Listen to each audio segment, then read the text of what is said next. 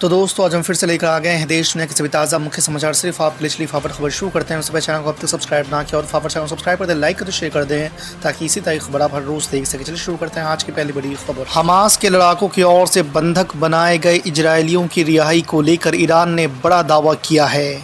ईरानी विदेश मंत्रालय की ओर से कहा गया है कि अगर इजराइल गाजा पट्टी पर हवाई हमले रोक देता है तो हमास करीब 200 बंधकों को रिहा कर सकता है।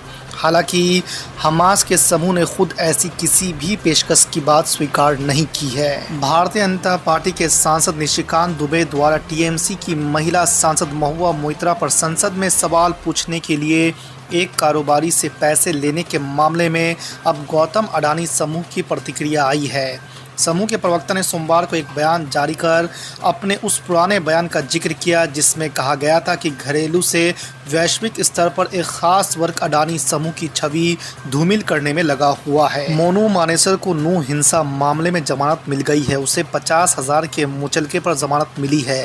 हालांकि उसे जेल में ही रहना होगा। आपको बता दें कि पटौदी हत्या के प्रयास और नासिर जुनैद हत्या मामले में उसे कोई राहत नहीं मिली है, यानी राजस्थान में चल रहे मामलों में उसको राहत नहीं मिली है, इसलिए उसे जेल में ही रहना होगा। महिला आरक्षण कानून को लेकर सुप्रीम कोर्ट में याचिका फाइल की गई है। याचिकाकर्ता की मांग है कि 1 सितंबर में संसद में पास किए गए महिला आरक्षण कानून को 2024 के लोकसभा चुनाव से पहले लागू किया जाए। जमीन विवाद में 2 अक्टूबर को देवरिया में हुए नरसंहार में पीड़ित परिवारों से मिलने पहुंचे अखिलेश यादव बीजेपी और योगी सरकार पर जमकर बरसे हैं। अखिलेश यादव ने कहा है कि देवरिया कांड शासन प्रशासन और न्याय के लिहाज से बहुत ही महत्वपूर्ण है। जिस प्रकार की घटना हुई हम सभी लोग इसकी निंदा करते हैं। आचार संहिता उल्लंघन के मामले में पूर्व सांसद और अभिनेत्री जयप्रदा सोमवार को फिर से कोर्ट में हाजिर नहीं हुई। इस पर अदालत ने उनके खिलाफ गैर जमानती वारंट जारी करने के आदेश दिए हैं। आपको बता दें कि इस मामले की अगली सुनवाई के लिए 21 अक्टूबर की तारीख तय की गई है। बिहार के पूर्व डिप्टी सीएम और बीजेपी सांसद सुशील कुमार मोदी ने कहा है कि नीतीश सरकार को विधानसभा सत्र का इंतजार किए बिना प्रत्येक वार्ड के जातीय सर्वे की रिपोर्ट जारी करनी चाहिए ताकि सच सामने आए। सोमवार को जारी बयान में सुशील मोदी ने कहा है कि जब सर्वे के आंकड़ों पर सवाल उठ रहे हैं और कई जातियां ठगा हुआ महसूस कर रही है तब वार्डवार आंकड़ों का प्रकाशन ही संदेह दूर कर सकता है। मध्य प्रदेश के मुख्यमंत्री शिवराज सिंह चौहान ने सोमवार को एक जनसभा को संबोधित करते हुए वादा किया है कि लाडली बहना योजना में जिनके नाम छूट गए हैं इनको जोड़ा जाएगा। उन्होंने कहा है कि मैं मुख्यमंत्री इसलिए नहीं हूं कि सत्ता के सिंहासन पर बैठकर केवल आनंद उठाऊं, जनता की बेहतर से बेहतर सेवा कर पाऊं, इसलिए मैं मुख्यमंत्री हूं। छत्तीसगढ़ विधानसभा चुनाव के लिए कांग्रेस के 30 प्रत्याशियों की पहली सूची जारी कर दी है। पहली लिस्ट में मौजूदा 8 विधायकों का टिकट काटा गया है। पहले सूची आने के बाद दावेदारों और विधायकों की टेंशन भी बढ़ गई है। कांग्रेस की दूसरी सूची 18 अक्टूबर को जारी होगी। इजरायली सेना हमास के घर गाजा पट्टी पर लगातार आगे बढ़ रही है। रविवार को नागरिकों के लिए अल्टीमेटम जारी करने के बाद इजरायली सेना कभी भी गाजा पट्टी पर वायु, थल और जल मार्ग से कहर बनकर टूट सकती है। इसमें कोई शक नहीं है कि इजरायली सेना गाजा पट्टी पर पूर्ण नियंत्रण स्थापित करना चाहती है।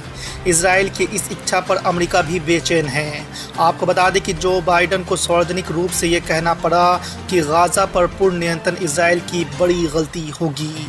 मोदी सरकार के खिलाफ विपक्ष के 28 दलों वाले इंडिया गठबंधन की एकता को लेकर एक बार फिर से सवाल खड़े हो गए हैं।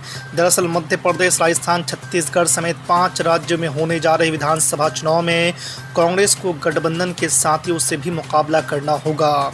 आपको बता दें कि मध्य प्रदेश में आम आदमी पार्टी जहां पहले से ही सभी 200 सीटों पर अकेले लड़ने का ऐलान कर चुकी है, तो वहीं अब कांग्रेस और समाजवादी पार्टी में गठबंधन की संभावनाएं भी खत्म हो गई है। दोनों दलों के बीच गठबंधन और सीट शेयरिंग को लेकर बातचीत भी हुई, लेकिन सहमति नहीं बन पाई। तृणमूल कांग्रेस के सांसद महुआ मोइत्रा और कांग्रेस सांसद शशि थरूर की कुछ photo social media platform x पर साझा की जा रही है। उन्होंने इस पोस्ट को लेकर भारतीय जनता पार्टी पर निशाना साधा है। इससे पहले भाजपा ने मोइत्रा पर रिश्वत लेकर संसद में सवाल पूछने के आरोप लगाए थे। इन आरोपों को लेकर लोकसभा स्पीकर ओम बिरला को पत्र भी लिखा गया है, जिसमें जांच समिति गठित करने की मांग की गई है। लोकसभा चुनाव 2024 के करीब आने के साथ ही भाजपा अपनी रणनीति को बेहतर बनाने में जुट गई है। भाजपा मुस्लिम समुदाय पर नजर गड़ाए हुए हैं। पीएम मोदी के नेतृत्व में पार्टी पहले से ही पसमानदा मुसलमानों को पाले में लाने की मुहिम चला चुकी है। अब उसकी निगाहें सूफी समर्थन जुटाने पर है। इसके लिए सूफी संवाद महाअभियान चलाया जा रहा है। दिल्ली के मुख्यमंत्री अरविंद केजरीवाल ने कहा है कि एशियन खेलों में गोल्ड मेडल जीतने वाले दिल्ली के खिलाड़ियों को 1 करोड़ रुपए सम्मान राशि दी जाएगी। जल्द ही दिल्ली के सभी 7 खिलाड़ियों के लिए एक सम्मान समारोह आयोजित किया जाएगा। उन्होंने ये बातें रविवार को एशियन गेम्स पदक दिलाने वाले खिलाड़ी पवन सहरावत के सम्मान में आयोजित कार्यक्रम में बोल रहे थे। यूपी के समाजवादी पार्टी नेता स्वामी प्रसाद मौर्य ने कहा है कि भारतीय संविधान कहता है कि आस्था, जाति, लिंग या जन्मस्थान के आधार पर कोई भेदभाव नहीं किया जा सकता। हिंदू राष्ट्र की बात करने वाले लोग देश के दुश्मन हैं।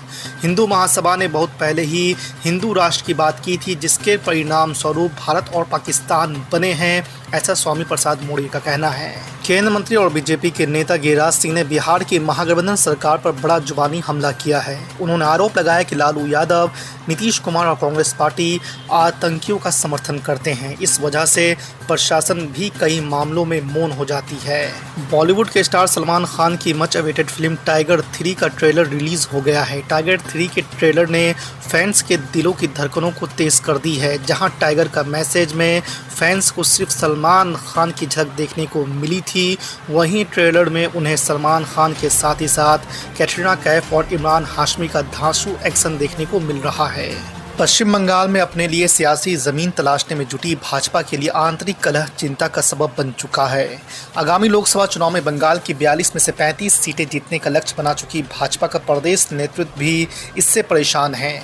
भाजपा के प्रदेश अध्यक्ष सुकांत मजूमदार ने इसको लेकर पार्टी कार्यकर्ताओं को चेतावनी भी दी है। आपको बता दें कि बीते 1 साल में भाजपा के अंदर आंतरिक मतभेद तेजी से उभरे हैं। मध्य प्रदेश में भाजपा को लगा तगड़ा झटका, 4 बार के विधायक ने पार्टी से दिया इस्तीफा। जी आपको बता दें कि मध्य प्रदेश में भारतीय जनता पार्टी ने 4 लिस्ट जारी कर 136 उम्मीदवारों को चुनावी समर में उतारा है। कांग्रेस ने भी रविवार को 144 कैंडिडेट के नाम का ऐलान कर दिया है। सूबे में 17 नवंबर को विधानसभा चुनाव के लिए वोटिंग होनी है। ऐसे में मध्य प्रदेश के चंबल क्षेत्र में भाजपा को तगड़ा झटका लगा है। आपको बता दें कि 4 बार के भाजपा विधायक रहे रसाल सिंह ने पार्टी से इस्तीफा दे दिया है। राजस्थान में कांग्रेस अपने चुनाव प्रचार का अभियान की शुरुआत पूर्वी राजस्थान के 12 जिले से करेगी। पूर्वी राजस्थान में 13 जिलों की 83 विधानसभा सीटें आती हैं। इस इलाके में पूर्वी राजस्थान नहर परियोजना एक बड़ा मुद्दा बनती जा रही है। कांग्रेस इस मुद्दे को भुनाने में जुट गई है। तेलंगाना के मुख्यमंत्री के चंद्रशेखर राव ने रविवार को आगामी तेलंगाना विधानसभा चुनाव के लिए भारतीय राष्ट्र समिति का घोषणा पत्र जारी किया है। घोषणा पत्र में दलित बंधु और केसीआर बीमा सहित पार्टी की प्रमुख कल्याण योजनाओं को जारी रखने का वादा किया गया है।